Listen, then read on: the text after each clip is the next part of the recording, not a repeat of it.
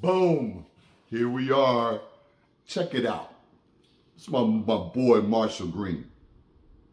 Number 2 zone off the ball. It was his first year off the edge at Penn State. And he put together a godly-like stat line. Brian Daboll preached about his positional versatility. I think the New York Giants can't wait to find a way to use Abdul Carter, Brian Burns, Kayvon Thibodeaux, and Dexter Lawrence. At the same time. The Athletic's Dane Gruber saying this: Carter is a disruptive presence because of his explosive nature and how he mixes up his rushes to win with speed, force, and a budding arsenal of. He projects as a 1A pass rusher with a gift for consistently making the quarterback move his feet and making plays in the run game. He's Micah Parsons 2.0, but I think he's going to be a little bit better. In his first year off the edge, he put together 12 sacks and 66 pressures. And Joe Schoen saying this: you don't pass on a generational talent, even if you have starters at that position. You can't have enough. Let me pause it right there. Fuck you, Joe Schoen. You left the generational talent, gave them to the Philadelphia Eagles so they could get a Super Bowl. So please don't talk about generational talent. The faith I have is in the group of individuals that we now currently have, okay? So you got Abdul Carter, you got Dexter Lawrence, you got Kayvon Thibodeaux, you got Brian Burns. This is the reason why I got this jersey on, the Tuck jersey today, because when it was Tuck, OC, Jason Pierre-Paul, that was a powerful group of individuals making plays up front. And if the big four can get that pressure, then you got something, because it makes life a little bit easier for the D-backs to make plays. You can get coverage sacks. You can get opportunistic interceptions because they constantly are under pressure. I like this. I'm going to let my brother here, Marshall Green, say a little bit about Jackson Dart, and then we're going to talk about a couple other things right quick. 25, the New York Giants trade up to select the Ole Miss gunslinger, Jackson Dart. And it was kind of a lot to give up in a trade, to be quite honest with you. I thought it would only take pick number 99 to move up from 34 to get midway into the 20s like the Giants did. But the Houston Texans were able to squeeze out a future third-round pick from the New York Giants. So you move up from pick 34, 9 spots. You have to add in pick number 99, which is a compensatory selection, which comes from the Xavier McKinney departure, but you also give up a 2026 third-round pick. Is a little bit too much? Maybe. But if Jackson Dart's a great quarterback, like I hope we are all hoping for and rooting for him because he's a Giant, no one is going to give a rat's ace about that future third-round pick. 21 years old, just scratching the surface of who he could be. Prototypical size at 6'2" plus and 221 pounds. This guy is an ultra competitor. He plays with energy, he plays with swag, and he plays with passion. He is nothing like Daniel Jones, so please don't say that. When I look at Jackson Dart, I see a round 2 quarterback. I see a guy that needs to sit.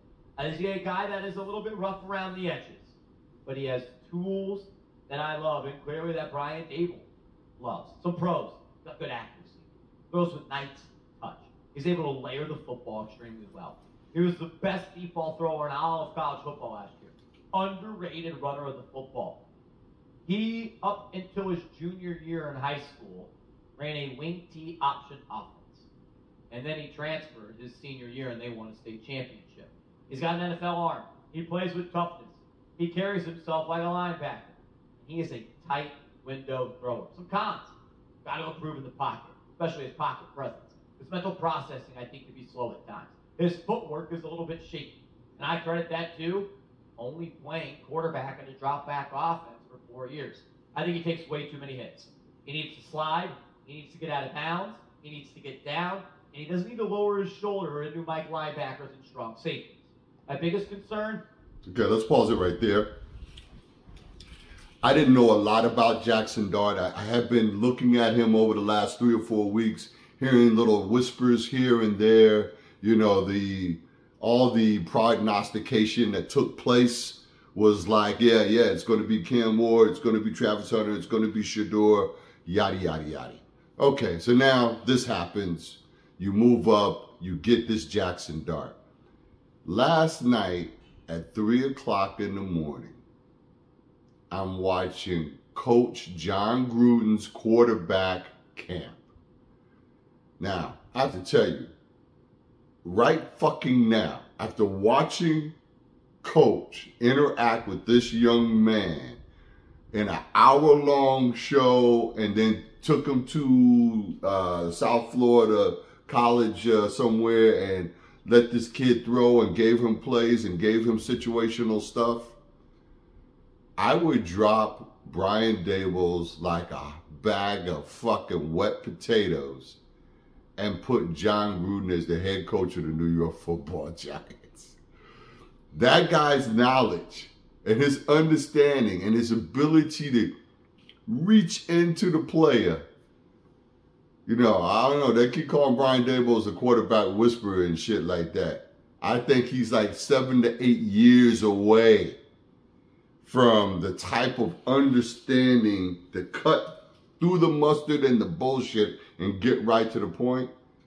I highly, highly recommend that any Giants fans especially watch Jon Gruden's quarterback camp with Jackson Dart. And this was just posted 1 day ago, so I don't know how, when this was actually filmed. I'm assuming the last 3 to 4 weeks, possibly, maybe more. But there is so much upside to what could happen with this kid if Joe Schoen and Brian don't fuck it up.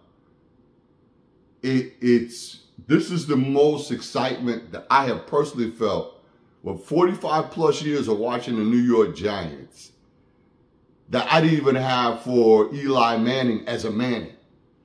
I think that this kid is going to take it to another level where he's going to be kind of like the attitude that Phil Simms had, but with a physicality of more of our newer and modern quarterbacks.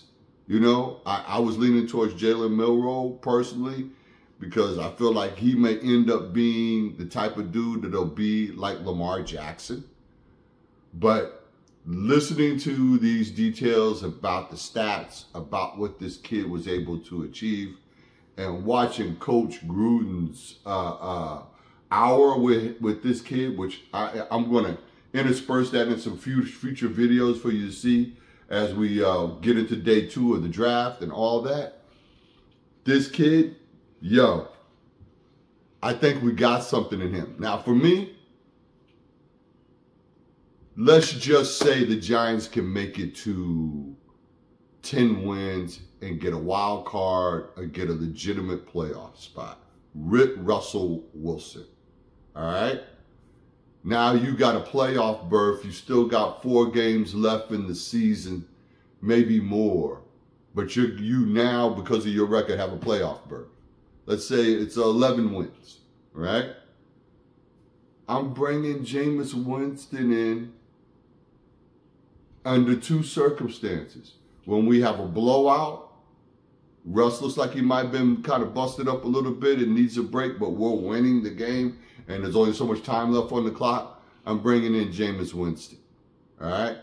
But I'm also coaching up Jackson Dart like a motherfucker at every chance I get in this situational football because I don't want to see Jackson Dart on the field for this season except during preseason and in blowout games. And I want to see if it's the pecking order is going to be Wilson and then Jackson Dart, then then he'll go in before Jameis. But if the pecking order is 1, 2, 3, with Dart being number 3, then send Jameis Winston in and let this kid learn about the situational football and the really tight amount of competition that's now in the NFC East, because this is going to be a battle of the stars now. We know what Jaden Daniels does, and if he can come back and maintain what he has already achieved, he was one game away. And if the Giants don't give our great running back to fucking Philadelphia, it would have been Washington Commanders in the Super Bowl with a rookie quarterback. So let's not sleep on what it is we got going. Dak is Dak. He's got a strong arm. I think he'll be vulnerable this year with this front four that we now have. We could put pressure on a lot of people in our division. We need to sweep the Cowboys. We need revenge on this is going into the 6th year.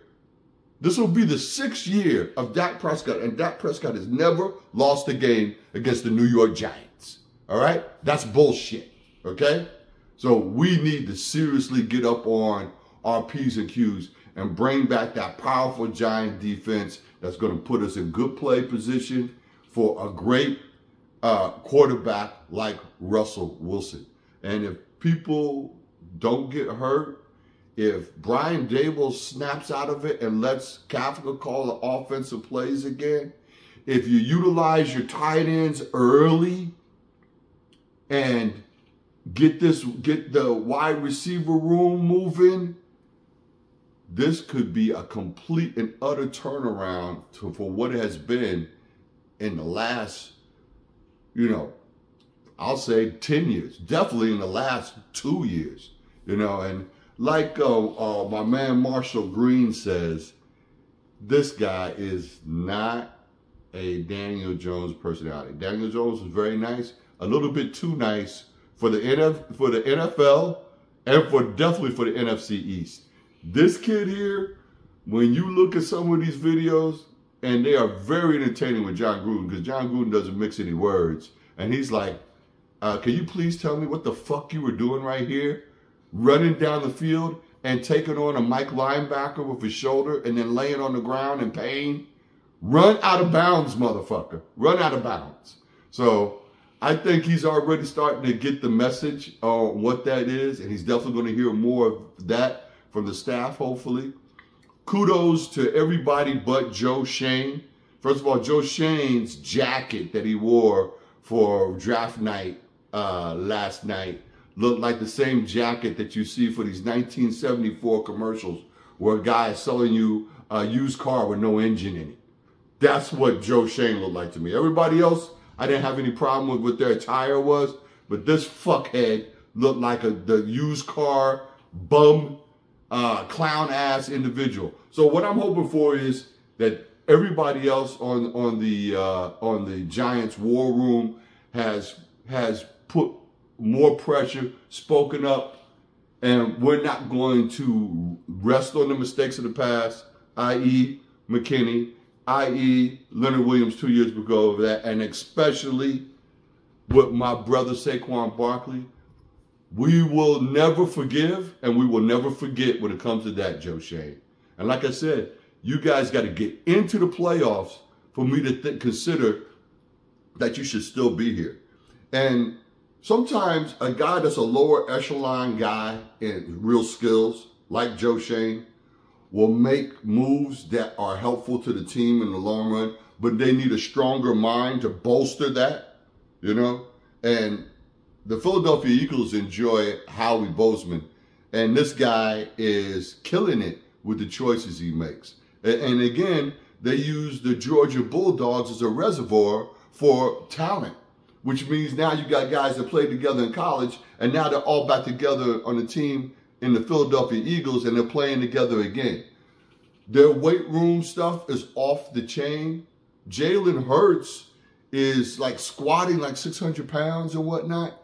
So when you start talking about the tush push or quarterback sneaks, strength training and what we do in the weight room and how we get prepared for games, physically, mentally, emotionally, in every way are extremely important. And the Giants have been fucking lacking in that department as well. Injury bugs, a lack of cohesiveness in terms of the physical capability. We have to bring up our standard because the Cowboys traditionally have always had a great offensive line and a fairly decent defensive line. I think the Cowboys could get pushed into the spot that the Giants have been holding for a while, which is the toilet bowl. But we got to put them there. So yeah, I'm excited about day one. I like what has taken place here. And let's talk about a little bit about the elephant in the room, and that's Shedeur. And this is what I would say to Shedeur. You have the name Sanders on your back, sir. And maybe it wasn't a good look for some of these interviews they had, and they were kind of set up for you to fail. But if Tom Brady could become the greatest of all time, and I say that with an asterisk because of the in the clutch that I always will be against in 2002 or whatever year that was. But overall, Tom Brady's a great quarterback, and he was Mr. Irrelevant. So don't get all behind your emotions. Get behind your emotions to motivate you to, when you get the pick, when you get the call, and you will, that you do your very, very best for your family name and for who you are as a potential NFL quarterback.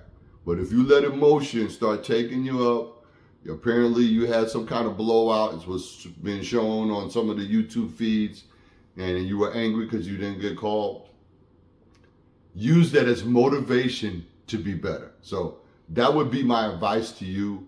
If I was your dad or your older brother, your uncle, or just as a football fan out here, don't let your feelings get in the way of the professionalism and what you're going to be able to achieve once you do get out on someone's field.